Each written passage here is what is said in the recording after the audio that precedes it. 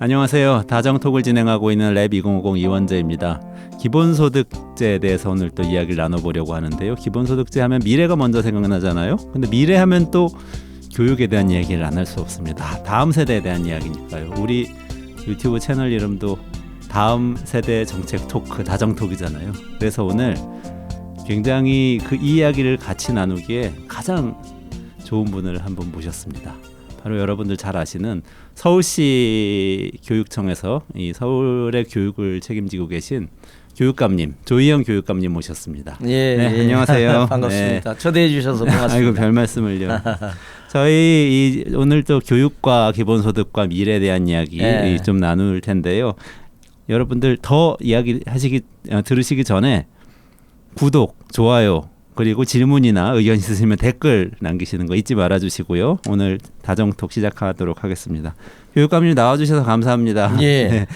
이거 다름이 아니고요. 저희들이 오늘 사실 기본소득 얘기를 하는 건데 교육을 책임지고 계시기 때문에 왜 이런 이야기를 교육감님과 같이 나누나 이런 청취자들도 있으실 수도 있을 것 같아요. 그래서 그렇지만 잘 연결이 돼 있다고 저희는 생각하는데 이렇게 세 부분으로 나눠서 오늘 얘기를 나눠보려고 합니다. 첫 번째로는 기본소득형 사회복지체제라는 거 그게 어떤 건지 한번 좀 같이 의견을 나눠보시고요. 그 다음에 이런 사회복지체제와 교육이 어떻게 관련이 되는 건지 그리고 나서 그런 교육은 어떤 미래의 사람들, 그러니까 아이들이죠. 어떤 미래를 가지고 올 건지 이렇게 세 부분으로 짤막하게 조금씩 이야기를 나눠보면 좋겠습니다. 교육감님께서 기고를 인터넷 매체에 하셨는데 칼럼에서 기본소득형 사회복지체계를 말씀을 하셨어요. 그래서 그 어떤 말씀이신지 조금 간략하게 말씀해 주시겠습니까? 우선 뭐 말씀하신 것처럼 교육이라는 게 미래 세대를 대상으로 하는 것이지 않습니까? 그래서 미래 세대에게 가장 적합한 복지 내지는 교육 복지 모델이 뭘까 이제 이런 고민이 좀 있어서 글을 쓰게 된 지점이 있고요. 제가 지난 한 5년 정도의 일종의 교육감으로서 교육 행정을 하다 보니까 저는 그 파편화라고 하는 파편화라고 하는 게 제가 많이 갖고 있는 게 왜냐하면 이제 우리 사회가 잘 살게 되면서 어려운 학생들, 저소득층 학생들을 위한 이른바 교육복지가 많이 늘어나 있습니다. 많이 생겼군요. 있어요. 그래서 뭐 단적으로 무슨 학비, 급식비, 교과서 이런 건 이제 물론이고요.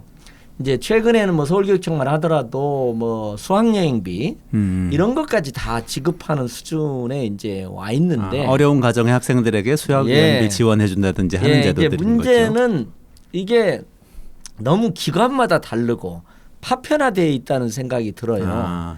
그래서 이제 어떻게 하면 이것을 통합적으로 말하자면 저소득층 학생에게 좀 도움이 되게 체계적으로 이 파편성을 넘어서는 통합적 모델이 뭔가 하는 걸 이제 고민하다가 이제 기본소득형 사회복지 체계라는 말을 한번 화두처럼 그냥 생각을 했고요. 제가 이제 기본소득 전문가는 아니기 때문에 저는 이제 행정하는 입장에서 예를 들면 이렇게 생각해 보시면 될 것 같아요. 교육복지를 놓고 보면 자 교육부가 있죠. 교육청이 있습니다. 그렇죠? 교육청은 각 광역시도마다 다 있고요. 17개 교육청이 있습니다. 여기서 교육부가 직접 이렇게 설계하는 교육복지 저소득층 아이들을 위한 지원이 있고요. 그다음에 교육청이 또 독자적으로 설계하는 지급하는 이런 게 또 있는 반면에 최근에는 이제 교육에 대한 관심이 많다 보니까 지자체, 그러니까 일반 지자체, 구청이나 시청 이런 것들, 시청에서도 굉장히 많은 교육 지원, 교육복지 지원 사업들이 펼쳐지고 있습니다. 왜냐하면 이게 약간 선거 논리도 있어요. 이 표에 도움이 되는 면이 있거든요. 학부모하고 접촉면도 늘어나고 이렇게 돼 있거든요. 교육이란 게 아무래도 접점이 있으니까요. 그렇습니다. 그리고 중앙정부에서도 예를 들면 학교 박청소년 같은 경우는 여성가족부가 또 중요한 일이 돼 있어요. 여성가족부도 있죠. 그다음에 문화예술과 관련된 문체부가 있지 않습니까? 그러다 보니까 이게 굉장히 파편적으로 그리고 더구나 프로그램 중심으로 이렇게 해요. 그래서 일선 학교에서는 어떤 경우에는 그 어려운 학생들을 찾아다녀야 되는 그러니까 예산은 오고 프로그램이 그렇습니다. 있는데 써야 되니까 찾아야 되는 거죠. 이게 이제 저희 교육복지 영역에서의 파편성, 통합적 운영의 필요성으로 저는 고민했고요. 근데 또 그렇게 파편화돼서 생기는 문제가 어떤 게 있습니까? 그러니까 이제 아까 말씀드린 대로 이게 예를 들면 이제 우리가 아버지 어머니라고 한번 생각해봐요. 그러면 아버지 어머니는 이걸 통으로 운영하잖아요. 그리고 이 아이에게 필요한 게 뭐냐 이렇게 되잖아요.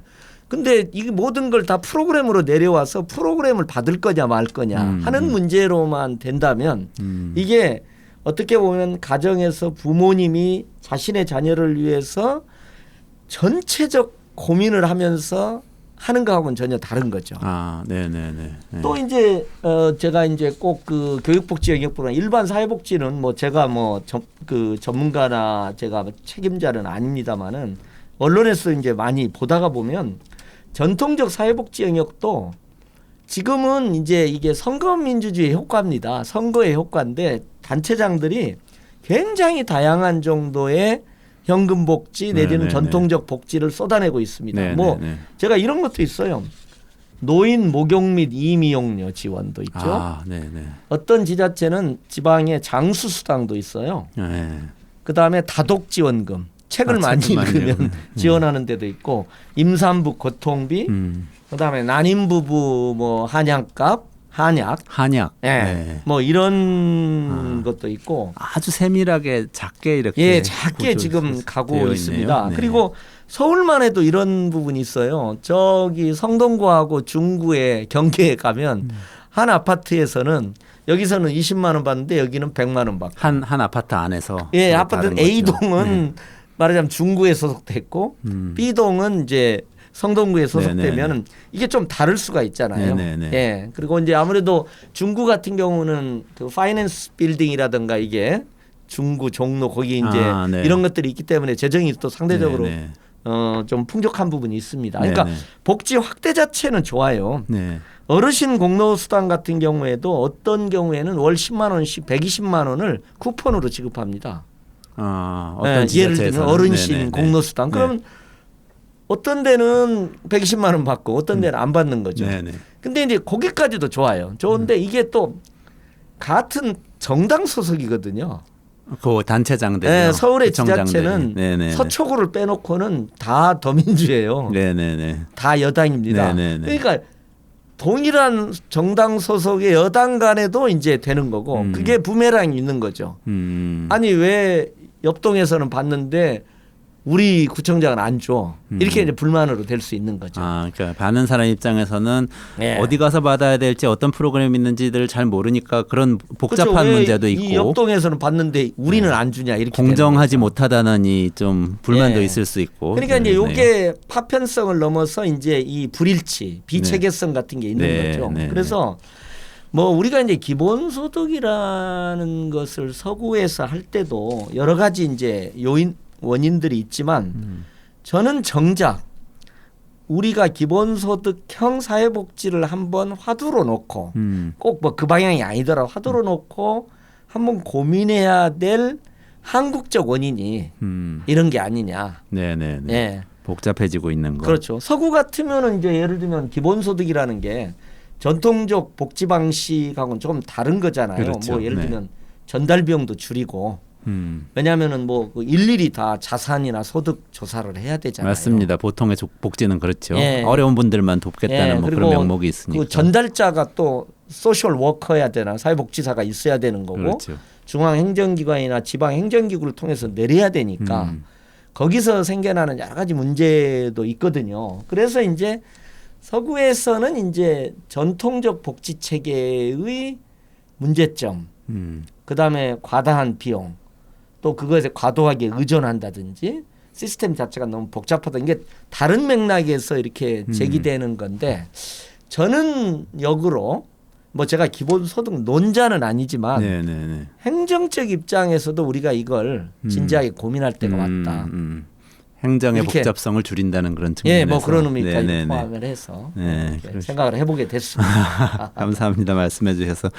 쓰신 글 중에 보니까 굉장히 인상 깊은 대목이 있더라고요. 태어난 집은 달라도 배우는 교육은 같아야 한다. 이런 네. 말씀을 하셨는데 이게 또 보편적 복지하고 연관된 이야기인 것 같기도 하고요. 예. 그런 느낌이 들더라고요. 최근에 그 교육에 있어서 그 교육 불평등이 너무 심각하게 되고 있어요. 네. 그러니까 부모의 격차가 이제 우리처럼 또 가족을 중시하잖아요. 그렇죠. 네. 가족을 중시하는 사회에서 또 모든 가정에서는 다 교육을 중시하잖아요. 네. 그러니까 이제 우리가 이렇게 잘 살게 됐는데 모두가 잘 사는 게 아니고 잘 사는 학부모, 못 사는 학부모로 나뉘는 거예요.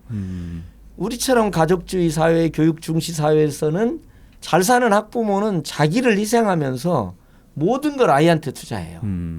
그러니까 이게 교육 격차가 엄청나게 이렇게 심화되는 그런 이제 상황에서 어떻게 하면 이 태어난 집은 달라도 배우는 교육을 이렇게 갖게 만들 수 있을 건가 하는데 거기서도 이제 그 저소득층 아이들을 지원하는데 어떻게 통합적이고 토탈로 지원할 수 있을까? 그러니까 아까 제가 말씀드렸습니다.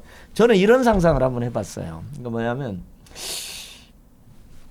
지금 이 여러 파편화되고 지급 그 주체가 다른 복지를 다 모아서 모아서 통으로 주고. 근데 이제 우리 현실에서 통으로 주면 어떤 문제가 발생하냐면 이게 어려운 가정에는 생활비로 가정 생활비를 쓰고 정작 교육을 위해서 투자가 안 될 수가 있으니까 제가 진짜 이건 상상인데 소셜 파더나 소셜 머더를 하나 지정하자.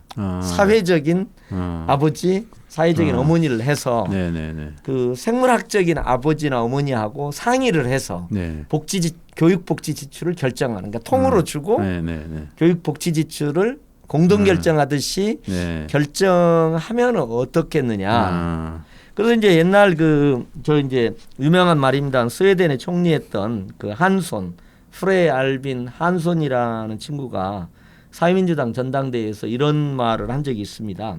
가정이라는 것은 공동체다. 그리고 함께함을 의미하는 것이다.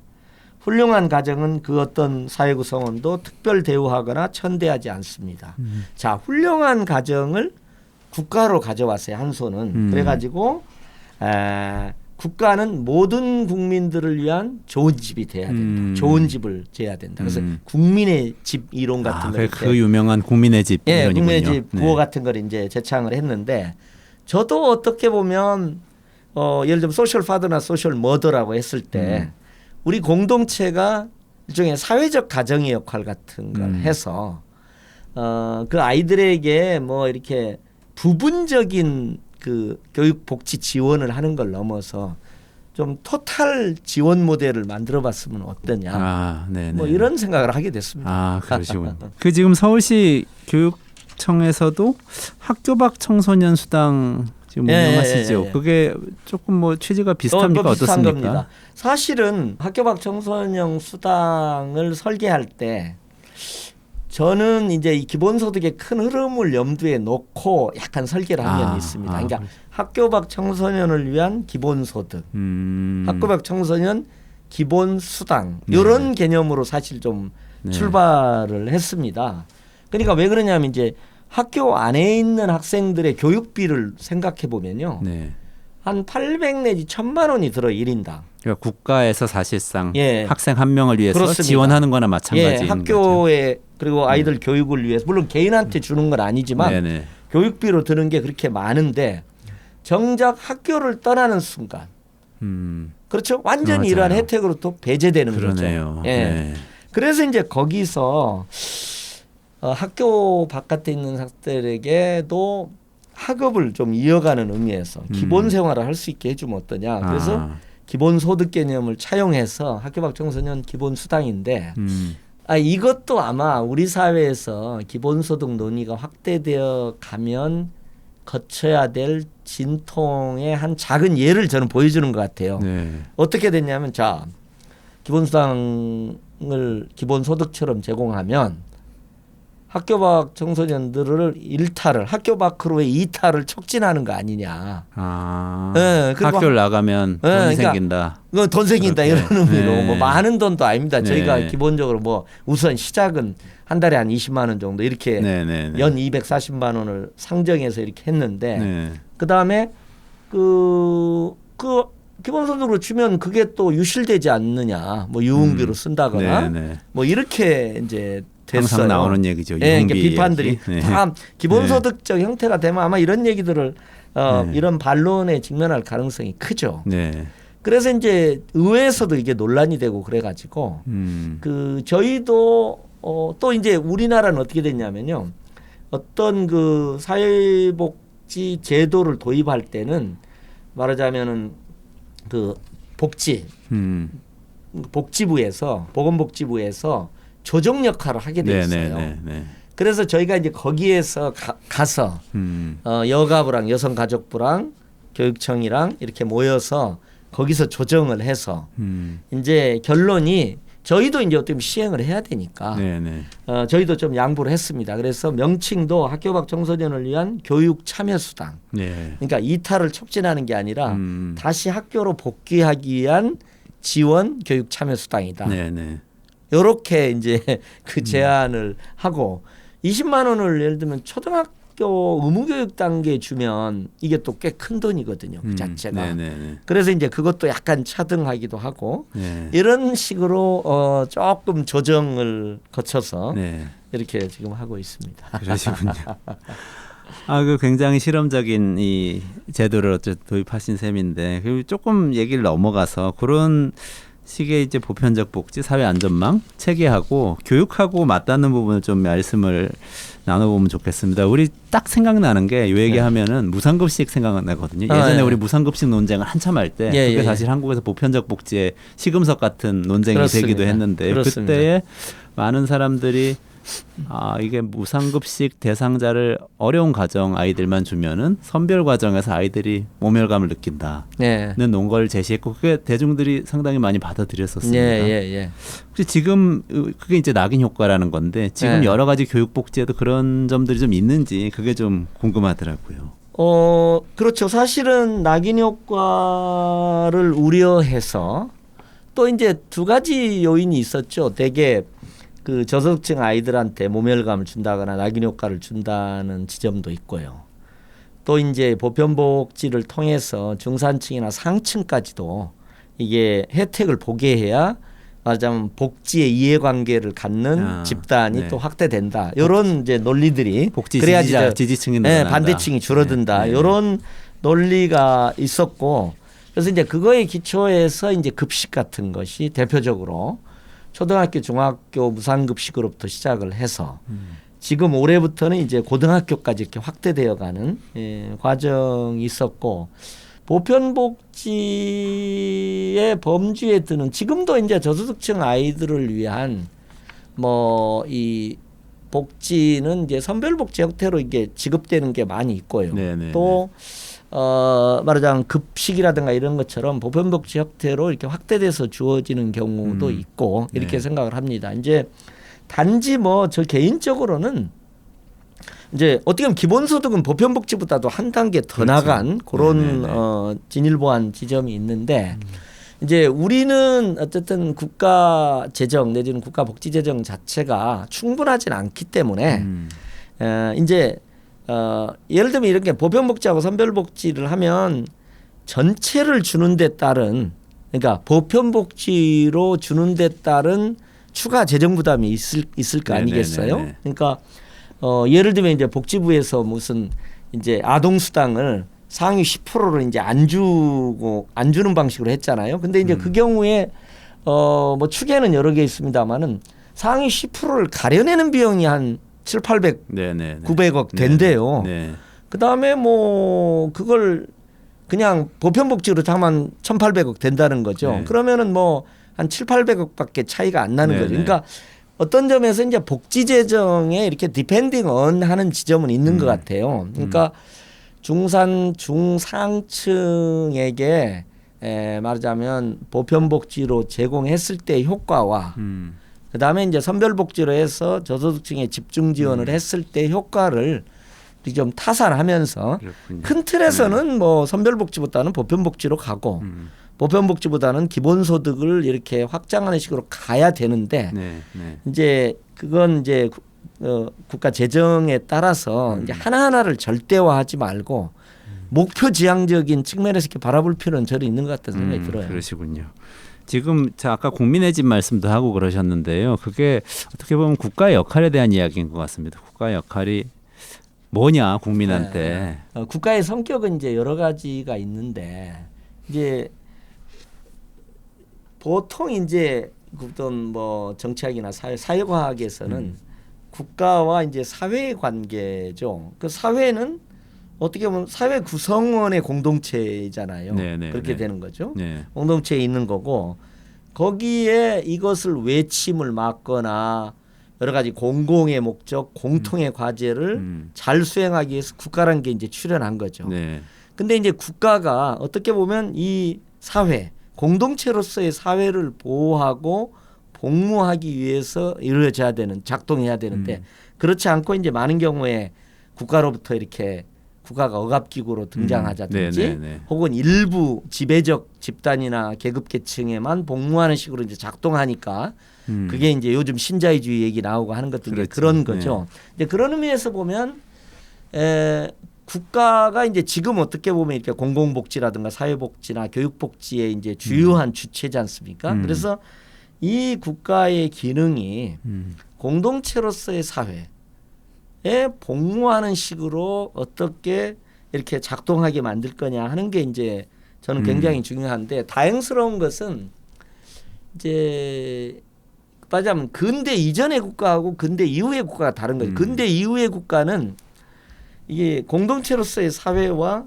국가 간의 관계에 민주주의가 있는 겁니다. 선거 민주주의가 네네. 있어요. 그러니까 최소한 이 공동체로서의 사회 구성원들이 선거를 통해서 국가에 일정한 자신들의 요구와 사회에 복무할 것을 강제할 수 있죠. 근데 네네. 상당히 약합니다. 네네네. 우리가 솔직히 우리가 뭐 그런 말도 있잖아요. 선거할 때만 국민이 주인이었다가 그 다음 날부터 노예로 돌아간다고 이런 얘기도 있을 정도인데 그나마도 어쨌든 우리나라처럼 이렇게 촛불 시민혁명을 일으킬 정도로 사회가 역동화되어 있는 사회에 있어서는 그 공동체로서의 사회 원리, 사회의 공동체 원리를 그나마도 더 높은 수준으로 이렇게 국가, 네네. 위정자들, 공공기관 책임자들한테 이렇게 좀 그래도 이렇게 강제할 수 있는 거 아닌가 싶어요. 그렇기 때문에 우리가 복지도 이렇게 급속도로 네네. 아마 저는 복지의 확장 속도는 세계 최고인 것 같아요. 그렇죠. 굉장히 네. 빠르게 늘어나고 저는 빠르게 있죠. 하고 네. 있고 제가 이제 농담처럼 우리 국민들이 최근에는 이제 약간 피로도도 있어요. 너무 갈등도 심하고 막 그러니까 그런데 그럼 언제 우리 사회가 좀 안정화되고 국민들이 이렇게 좀 분노도 좀 누그러뜨게 될 거냐. 네. 저는 스웨덴보다 조금 높은 복지 사회로 가면 그렇게 될 것 같아요. 왜냐 눈높이가 높으니까 네.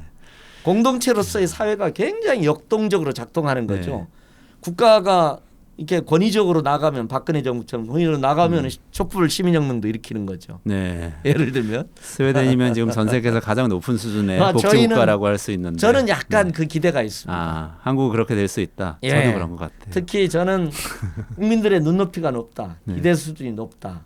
저는 높은 평등주의적 기대를 갖는 국민들이 있다. 네네. 저는 그렇게 얘기를 합니다. 그렇군요. 복지가 만약에 그렇게 높은 수준이 되면 그리고 특히 한 단계 더 나가서 기본소득을 중심으로 한 복지 체제가 된다면 그럼 교육도 많이 좀 변화가 있지 않을까요? 어떻게 보십니까? 저는 참 약간 성장의 역설 같은 걸 많이 느껴요. 그러니까 옛날에 저희 다닐 때는 사교육의 차이가 학원에 단과반 가느냐 종합반 가느냐 네. 그리고 한두 과목 과외 사교육 과외하는 네. 거죠. 선생님한테 네. 과외하는 것 정도인데 지금은 스카이캐슬에서 보는 것처럼 수억 대의 코디를 하는 것하고 네. 어려운 아이들은 이제 방과 후 학교 쿠폰 무료 네. 쿠폰 받아가지고 방과 후 학교로 하는 수준이란 말입니다. 네. 그러니까 이게 극복할 수가 없어요. 이제 이 딜레마인데 그리고 이제 이 학생들이 학교 교육 과정에서도 말하자면 부모의 격차로 사교육의 격차로 되기도 하고요. 네. 이렇게 격차가 커지기도 하고 생애 전 과정에서 보면 가정의 서포트를 받는 학생하고 그렇잖아요. 네. 가정의 서포트를 못 받는 학생들 간에는 엄청나게 차이가 있는 겁니다. 네, 네, 네. 그러니까 예를 들면 서울시의 뭐 청년 지원 수당이다, 취업 지원 수당이다. 그럼 이거 50만 원씩 2년 주잖아요. 네, 6개월 동안. 6개월 네, 주잖아요. 지급합니다. 네. 그럼 뭐 사실은 가정에서는 유복한 가정은 50만 원만 줍니까? 어떻게든지 그냥 뭐 비리 네트워크를 통해서라도 직장까지 좋은 직장 만들어주고 네, 네. 이러는 마당인데 그러니까 이제 어떻게 보면 이게 최소한의 버퍼인 것 같아요. 이 완충, 이런 게 아닌가 하는 생각이 조금 들어요. 교육 불평등도 좀 완화시키는 역할을 네. 기본소득이 할 수 있다 그리고 이런 말씀이시네. 생애 지점에서 네. 저는 일종의 비빌 언덕 같은 거죠. 네, 네. 비빌 언덕 같은 것들이 좀 될 수 있지 않을까 하는 생각이 들고요. 네. 뭐 저는 그런 생각을 갖고 있습니다. 자연스럽게 이게 좀 미래 이야기로 넘어가는데요. 그럼 미래에 만약에 기본소득이 도입된다면 미래에 어떻게 될까? 이런 생각이 드는데 지금 말씀하신 생애에 계속 비빌 언덕이 있다. 예. 그러면은 이게 진로도 굉장히 달라질 수도 있지 않을까요? 학생들이 그러면 지금 진로 교육도 뭐 예, 여러모로 예. 하고 계신데 예. 진로 교육의 모습도 달라질 수 있을 것 같고 어떻게 보십니까? 그리고 이제 사실은 참 이게 우리 사회가 딜레마고 전 세계적인 딜레마이기도 한데 이제 이른바 뭐 제4차 산업혁명 많이 얘기를 하잖아요. 인공지능 시대, 로봇 시대가 등장하지 않습니까? 그러다 보니까 이게 말하자면 절대적인 잡 마켓이 막 축소되는 거잖아요. 네네. 그다음에 기존에는 인간의 노동력으로 했던 것들이 다 지능화된 기계에 의해서 수행되게 되는 거죠. 그러니까 어떻게 보면은 옛날에 막스의 착취론 같은 경우는 공장에 들어가야 잉여노동 시간을 착취받는 이런 거라도 되는데 네. 이제는 공장에 취업될 수 있는 기회조차도 없는 상황에 지금 있는 거죠. 저희가 저는 얼마 전에 그 기사 보면 산업용 로봇 도입도 한국이 최고 빠른 속도랍니다. 네, 매년 네, 15%씩. 그건 이 선생님이 더 잘하실 분야고 네. 2030년에는 국내 일자리 한 4분의 1 정도가 자동화로 대체될 것이라고 하는 면이 있는 거죠. 네. 제조업에서 특히 심하죠. 예, 그러니까 오히려 저는 졸업 후에 학생들의 진로에 불안정만이 있는 거예요. 현재로선 그런 거죠. 예. 네. 그리고 솔직히 전 가끔 생각해 보면 저희하고 지금 대학생들의 스펙으로 보면요. 우리는 기성세대는 명함도 못 내밉니다. 지금 훨씬 능력이 지금 낮다. 훨씬 스펙이 네. 영어, 컴퓨터, 네. 기타 많은 스펙들이 해외 연수까지 가서 다 이게 체험까지 하잖아요. 네네. 그런 스펙이 더 좋은데 저희 때는 그렇잖아요. 저희는 70년대 말에 이제 그 종합공업화라든지 산업화가 고도산업화가 막 진행되던 시기니까 저희 친구들은 다 한 두세 개 인류 직장들을 선택해서 가는 상황이었잖아요. 네네. 그래서 저는 오히려 이렇게 불안정만이 미래 졸업 후의 학생들을 기다리고 있는 상황에서 저는 우리 사회가 상당히 전환적 사고를 해야 된다. 네. 저는 우리 사회의 어떤 선순환 체계 자체가 지금 깨져가고 있고 대개 이제 공장 중심으로 그러니까 지금 원래 그 경제학적인 큰 흐름 신자유주의라는 게 그런 거잖아요. 웰페어를 워크페어로 하는 네, 거잖아요. 그렇죠. 그래서 일을 좀 해라. 복지에만 의존하지 말고. 공공근로 같은 얘기죠. 공공근로부터 말하자면. 시작해서 협의로 얘기하면 그건데 지금은 아예 로봇이 다 대체하는 거잖아요. 네. 아마존의 공장의 그 작동 모습 같은 경우는 있잖아요. 현대자동차도 이미 그렇게 되고 있는 상황이거든요. 그래서 저는 아까 공동체로 사회. 저는 우리 구성원으로서는 기본적인 인간적인 삶의 조건이 보장돼야 된다. 저는 그게 전통복지의 확대일지 기본소득이 될지 기본소득과 전통복지를 결합시키는 모델이 될지 본격적으로 저는 고민할 시대에 국정 왔다. 논의를 해야 된다. 네, 학생들의 이렇게, 미래는 지금 너무 불안정하고 하기 때문에 새로운 게 필요하다는 그래서 말씀이시죠. 오히려 아이들의 진로 걱정과 함께 네. 저는 이런 아이들의 삶과 연관된 복지 체계 재구성에 대한 고민이 저는 같이 가야 된다고 봐요. 그러네요. 예. 진로만 이야기해가지고는 또 안 풀리는 문제들인 거죠. 현재 지금 말씀하신 것들은. 예, 그렇습니다. 지금 그 불안정하면서 그 인간성이 파괴되고 이런 말씀도 하셨는데 실제 어떨까요? 그 아이들의 인성에도 이런 소득 보장이라든지 이런 기본 소득이라든지 이런 것들이 영향을 끼친다고 보십니까? 그렇죠. 당연히 저는 지금은 우리가 뭐 이른바 뭐 신자유주의의 과잉일 수도 있는데 우리 사회는 무한 경쟁, 승자 독식 이 원리로 이렇게 지금 작동하고 있는 거거든요. 그러다 보니까 아이들도 꽤 피폐해요. 더구나 그 사회적 차원에서의 무한 경쟁, 승자 독식이 아이들은 학교라는 공간에서 입시를 중심으로 말하자면 무한 경쟁, 승자 독식 이런 구조로 지금 작동하고 있거든요. 연습하고 있는 셈이네요. 그러니까 이게 피폐화되는 겁니다. 그래서 아이들과 아이들 간의 관계도 이게 피폐해지게 되고 내면성의 파괴도 일어나게 되고 이른바 인성이라고 하는 거. 저는 함께 사는 인성, 더불어 사는 인성이라고 하는 것 자체가 메마른 거죠. 네네. 그래서 이것을 막 뭐 인성 교육을 강화해야 된다 뭐 이런 차원보다는 좀 이런 어떤 사회적 조건을 좀 바꿔가고 또 그와 함께 저는 우리 아이들 스스로도 그러니까 기본소득은 기본적으로 더불어 함께 사는 미덕 가치가 저는 거기에 함께 연관되어 있는 지점이 있는 것 같아요. 지금처럼 인공지능 시대, 로봇 시대 사회 구성원의 절대 다수가 직장과 취업과 노동시장으로부터 배제되어 있는 이 조건에서 저는 공동체로서의 사회를 어떻게 유지할까? 공동체를 어떻게 만들까? 거기 가장 큰 사회가 고민이 사회는 우리 사회 구성원들이 모여 있는 거잖아요. 근데 저는 이게 공동체로서의 성격이 사회에는 있다고 봐요. 우리가 대한민국 국민으로서 같이 살면 어디서 굶어 죽는다, 세월호 사건이 된다. 그러면 우리가 같이 아파하잖아요. 우리가 그렇죠. 같은 공동체 구성원이기 때문인 거죠. 옆에서 잡마켓에 들어가지도 못하고 그러죠? 직장을 잡아보지도 못하고 이 상황에서 공동체 미덕 가치를 그냥 그 도덕으로서도 얘기를 해야 되지만 저는 이제 기본소득을 포함한 어떤 복지 체계의 재구성이라는 사회적 관점에서도 저는 함께 고민해야 되지 않냐.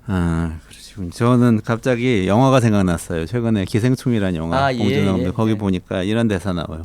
부자인데 착하기까지 하네. 그러니까 부자니까 착하지 이렇게 얘기하고. 그렇습니다. 그리고 그 전에 나의 아저씨라는 드라마 혹시 기억나세요? 아이유라고 나왔었는데. 저는 아이유 학생들 많이 볼 텐데. 예. 거기 돈 많은 사람 좋은 사람 되고 싶다 이런 얘기 나와요. 그러니까 이게 지금 말씀하신 거 듣고 제가 떠오른 게 그런 것들이었는데 뭐냐면은 공동체를 이루려면은 다들 약간은 여유가 있어야 서로 간에 착한 사람이어야 이 공동체가 유지되지 않습니까? 그게 용어로는 또 사회적 자본이라고도 그러고. 그렇습니다. 그러려면은 그 여유를 주기 위한 어떤 제도가 필요하겠다. 그렇죠. 기본소득제도 뭐 대표적인 제도라고 할 수 있고 그게 아니라 다른 복지라도 좀 필요하다. 그렇게 좀 저는 해석을 했습니다. 예, 당연히 지금 뭐 이렇게 이른바 이런 굉장히 양극화되지 않습니까? 그 다음에 실업은 특히 청년 세대에게 실업이 미래 세대들에게 다 집중되잖아요. 그리고 아까 2030년에 뭐 25% 이게 직장이 없어진다고 그랬는데 지금 학교 다니고 있는 친구들은 훨씬 더 어려운 양극화의 조건 말하자면 고용 불안부터 시작해가지고 이런 사회경제적 불안정에 훨씬 더 노출이 되는 거죠. 그래서 이제 저는 그만큼 공동체적 관점에서 이렇게 여러 가지 사회적 제도들을 이렇게 다시 좀 검토하는 그래야지 대한민국이라는 공동체가 유지될 수 있는 거죠. 따져놓고 보면. 그렇지 않으면 솔직히 저출산 같은 경우 한번 보세요. 그러면은 교육, 그다음에 주거 양극화, 소득 양극화 같은 거 그런 거잖아요. 내가 A를 낳아서 잘 키울 자신이 없다는 거. 이 치열한 교육 경쟁, 이 험악한 이 고용 불안정 상황에서 아이들을 잘 키울 자신이 없다는 거예요. 그러니까 어떻게 보면은 복지가 제대로 안 돼 있고 또 직업 세계나 산업 세계, 기업 세계가 훨씬 더 말하자면 양극화로 운영되다 보니까 복수를 하는 거죠. 대한민국이라는 인구 공동체가 없어질 수 있는 거잖아요. 그렇죠. 어떻게 보면 그게 공동체가 없어지는 거예요. 어떻게 보면 지금 출산율이 1 이하로 내려갔단 말입니다. 지금 이건 굉장한 위기 상황입니다. 그래서 저는 기본소득을 포함한 이것들이 공동체로 사회, 대한민국이라는 사회를 공동체로 유지할 수 있느냐 없느냐의 그 고민 지점에 있다. 그렇군요. 이렇게 좀 말씀드리고 싶습니다. 이제 마무리를 좀 해야 될 시간인데요. 그럼 혹시 지금 못다한 말씀 있으시면 지금 좀 말씀을 해주시겠습니까? 저는 뭐 이렇게 제가 뭐 기본소득 론자라거나 기본소득의 전문가는 아닌데 어쨌든 저는 이제 제가 교육복지 행정을 교육감으로서 한 5년간 하면서 어떻게 하면 이게 사각지대가 많고 교육 불평등이 심화되는 상황 속에서 어떻게 좀 이 교육복지의 통합적 모델, 체계적 통합 모델을 만들 수 있을까? 조금 더 나가서 일반 사회복지 체계를 좀 미래지향적으로 보면서 기본소득 같은 것들을 먼 미래가 아니라 좀 그 도입을 전제로 하면서 좀 미래지향적으로 이렇게 짰으면 어떨까 하는 생각에서 제가 이런 말씀을 드리게 됐습니다. 네, 감사합니다. 오늘 조희영 교육감님하고 말씀 나눴는데요. 기본소득형 사회복지제도 제안을 주셨는데 뭐 아주 구체적인 제도적인 설계는 아닙니다만 그렇습니다. 교육감님께서 말씀하신 것의 핵심은 지금 우리 복지가 교육복지 현장에서 보다 보니까 상당히 많이 파편화되고 있기 때문에 이걸 좀 통합하는 노력이 필요하다. 그래서 기본소득형 사회복지라는 것을 떠올렸다고 말씀을 해주셨고 사회 안전망이 이렇게 보편적으로 강화되면은 과거에 스웨덴에서 국민의 집이라는 개념을 도입을 했듯이 우리도 교육을 포함해서 이 불평등이 점점 심화되고 있는 사회를 훨씬 더 좀 안락한 곳으로 만들 수 있겠다. 이게 지금 이게 교육 불평등 해소라는 차원에서 이 부분을 말씀해 주셨고요. 마지막으로 미래를 보면 너무나 많은 불안정이 기다리고 있는 미래인데 그렇습니다. 우리 학생들이 조금이라도 더 안심하고 사회로 뛰어들어서 공동체적인 삶을 살 수 있도록 도와주는 그런 제도가 기본소득 제도 같은 것이 될 수 있지 않을까라고 이제 말씀을 해주셨습니다. 네, 저는 기본소득 전문가가 아니라는 전제에 의해서 말씀드립니다. 교육감실에 그 집무실에 아름다운 동행이라고 글귀가 있다고 제가 들었는데 지금 걸려 있습니까? 그게 떠올랐어요. 그래서 같이 가자는 의미에서 국가 차원에서 기본소득하고 관련해서는 어떤 논의나 노력을 해야 될 시점일까요? 동행, 손을 잡는, 손잡고 동행하는 사회. 그게 저는 공동체로서의 사회인 것 같아요.